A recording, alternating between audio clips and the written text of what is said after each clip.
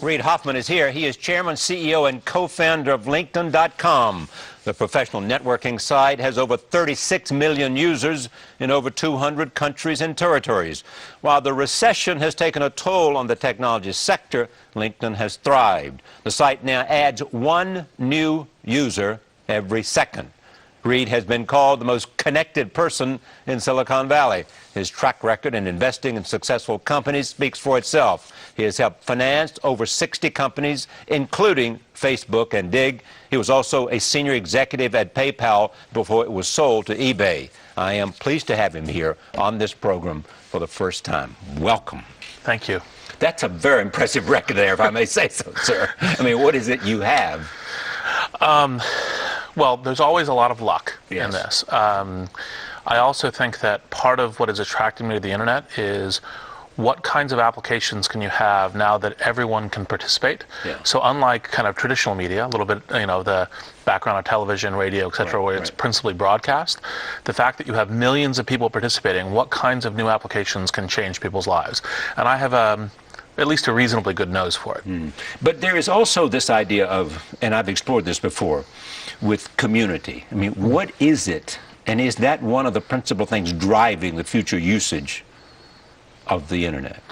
One of the things I think is going to be happening is I think there's going to be a lot more intelligent use of groups that in the kind of the first iteration of the web, like chat rooms and such, were kind of strangers talking to each other without a purpose. There was no reflection into how your real life worked.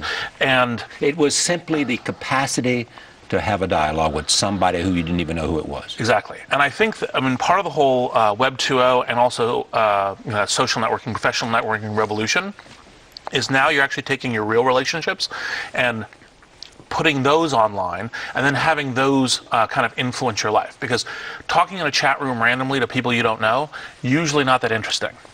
Talking to people that, for example, you're connected to, or you share a professional interest with, or you share a hobby interest with, that is something specific and kind of topically driven, and sometimes even driven by like real relationships. This is part of the whole social and professional networking. Tends to improve your life a lot more. When you look at them, are they going to be considerably different? Are we just simply waiting for this more specific use of social networks?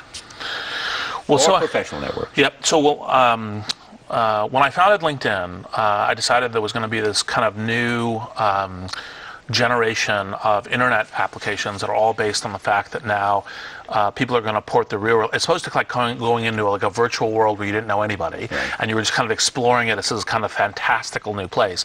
People were going to be taking their lives with them, and they were going to be interacting with the people that mattered to them in their lives. And my decision was I was going to invest in the social side, right? So I would invest in Six Apart and Dig and Wikia and Facebook and Friendster and all these others.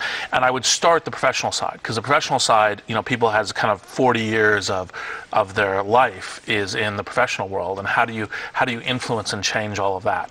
And so it's always been very strong in my thesis there will be at least two. Like you'll have two profiles online, you'll have, and there may be three, like maybe there's room for family, or maybe there's room for sports, or there's other things, but I think there's at least two.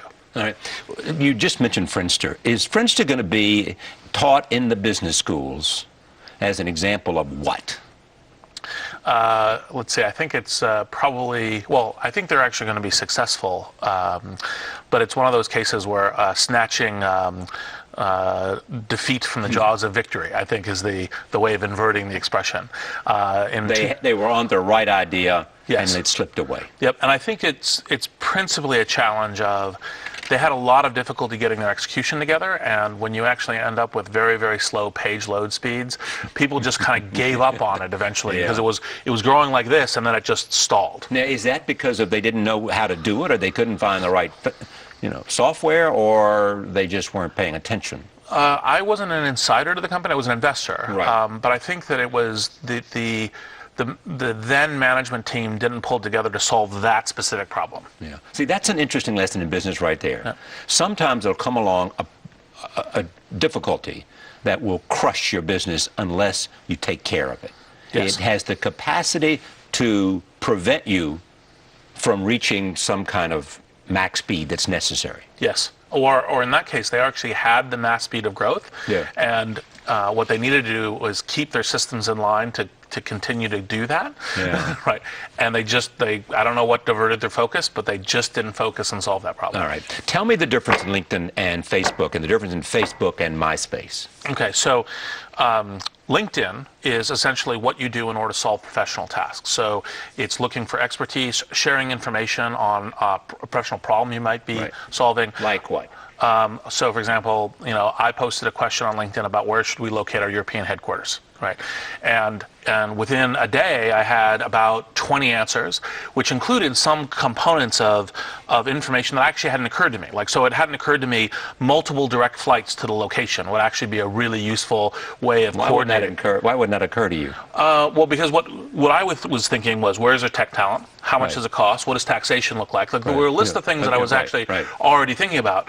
But I hadn't gotten down to the specific logistics of coordination. Of transportation. Yes, exactly. Where it's like, okay, well, if you actually have two headquarters, you need to be able to sometimes travel very easily and fluidly between them. So somebody on the network said, hey, you should actually consider only these kinds of cities where you actually have, multiple direct flights, because when we've done this before, it's been challenging in this way. And I was like, obvious, right? And and part of what happened is I then followed up with that person because they wrote something that was useful, and you could see their name in their bio, and I said, hey, what else did you learn? Is there anything else that I should pay attention to when I'm doing this? And that's getting the information that helps you solve a task. Okay, so here's the question. Suppose you select something and this person pointed you into a certain direction. So what happens then, i.e., do you just send them a thank you, or do you... Well, it depends. Say, meet me in Brussels, or what do you say? Well, it depends on what kind of just like when you talk to someone at a conference. It just depends on what kind of connection you form. Right. I mean, say, for example, you start exchanging tips and you go, hey, this is really great. Well, next time I'm going to be in Brussels, why don't we grab coffee and get to know each other? So that's what you do. Facebook is different. So Facebook is principally driven by this kind of sharing notion. A huge amount of it's sharing pictures, right? There's also a lot of social gaming. Like one of my recent investments, a company called Zynga, which does social games on Facebook. And then I look at MySpace as more kind of how you trick out your profile, right? It's kind of the most unique profile, looking very cool. And so the difference is, LinkedIn is where you're essentially trying to solve professional tasks. Sometimes those tasks are what are my next job or who am I hiring, but those are only a subset of them. Facebook is where you kind of, I think, I last read it was somewhere over half the pages are photo sharing. So you're sharing pictures and that sort of stuff. And then MySpace is how you have a kind of it's the most customizable profile you can have. Right, it's in terms of like backgrounds with all kinds of different colors and everything else. All that sort of stuff is on MySpace. Do you have strong opinions about who owns all this if somebody decides they no longer want to be part of the network? Yes, both I and LinkedIn does, and it's the individual owns their data. So, that was a no-brainer for you? Yes, and it's actually ultimately, the problem that, I thought Facebook did the right thing and backed off on that particular thing. The problem is they're also trying to make sure is while I as an individual own my data, when I'm putting it into a service, make sure that the service can operate and distribute the data in a way that I'm participating in the service. Right, so that was the problem they were trying to solve. And suppose they were looking for a job. Yep. Now, what would they do? They would post their interest? Well, so depending on how actively, right? So one basic thing is to post a full profile and get connected to the people you trust. Because if you're connected to those people and you've posted a profile, then when other people are searching for people, they might find you. And how would that happen? Well, so for example... let's say media... Yeah, so they could go into search and they say, okay, news, blah, blah, blah. I'm looking for a web producer, experience in television, etc. And then they might say, oh, actually, Charlie knows this person, and this person is, in fact, I can ask Charlie, hey, is this person really good? Charlie says, oh, this person's great. Right. And say, oh, well, great, well, could you introduce me to them? Can I talk to them? That sort of thing. So that's the passive way of doing it. The active way is, say, for example, I decided that I wanted to work on the Charlie Rose show. Right. So the next question was, how do you seek a replacement for a person who decides to go somewhere else? Yeah. Well, that's hiring. Right. So that's the you will look for a web producer or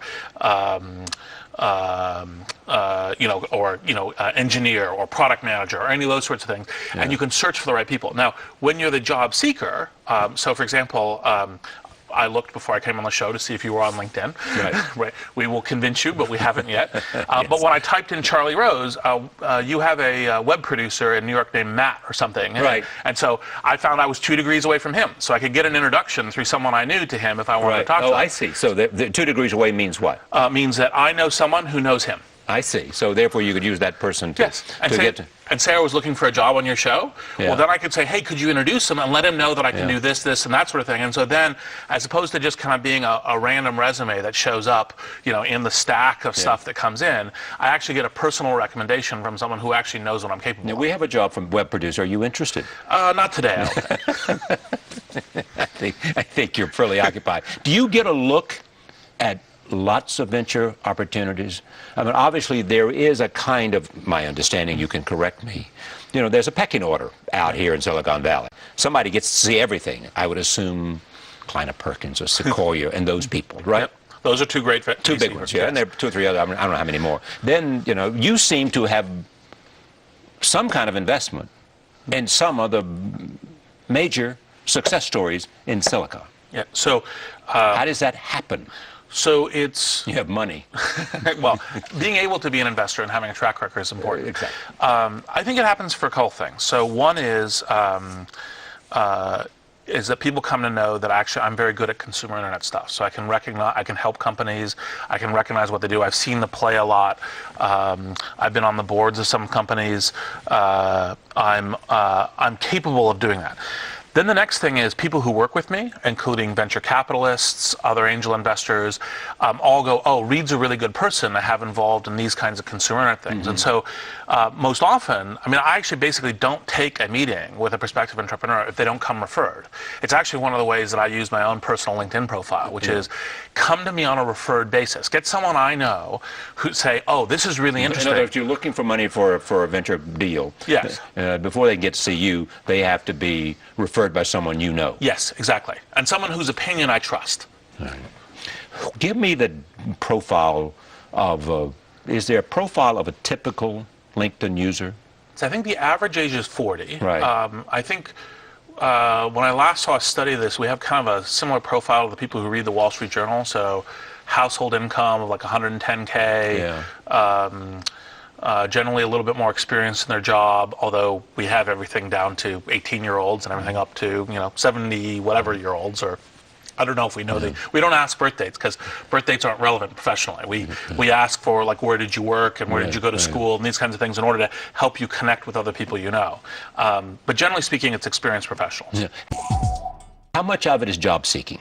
Relatively. Or job requesting? So, for example, 27% of our subscribers are recruiters and hiring managers. So there is a healthy percentage of it, but it's actually not it's kind of like a modest plurality. It's not the majority. Yeah. It actually ranges across a whole variety of things. So, for example, hedge funds use it to source experts. Have you used it yourself or anything like that? I use it for private placement investing, which is I most normally do. So, for example, Flickr came to me on referral through LinkedIn. Right, so I got introduced to one of the co-founders of Flickr through a connection of mine, and who said basically, "Hey, you're going to be talking at this conference," and I almost never talk to people when they approach me after a conference because I don't know who they are. He said, "I'll be there. Can I talk to you about this new cool thing I'm doing?" Right. And since he'd been introduced to me by, you said okay. Yeah, and it led to an investment. Exactly. It was a private placement deal and led to an investment. You came back to this company as CEO. Yes. Why? Oh, so Dan and I, Dan, the former CEO, are good friends, and still are today. Right. We were talking in... Dan is the son of somebody, isn't he? Yeah, Joe Nye. That's right. Joe Nye, the Harvard professor. Yes, exactly. Coined the phrase soft power. Exactly. And his brother, Ben Nye, is a venture capitalist at Bain. There's, it's a bunch of super achievers. Yeah, exactly. It's a great family. We were talking about what LinkedIn needed for the next year or two, and one of the things that we saw as an opportunity, both of us, this is a collaborative conversation, was that there's a lot of innovation still to do, and one of the things that I specialize in is actually invention. Right, is innovation. And so I just recently hired a guy from Google, Deep Nishar, to be our head of product, working with Dan on doing this. And it was like, okay, well, the way we would operate is, Dan was like not really chuffed about the idea of like my standing over his shoulder, go, oh no, do that, oh no, do that, oh no, do that. He's like, look, if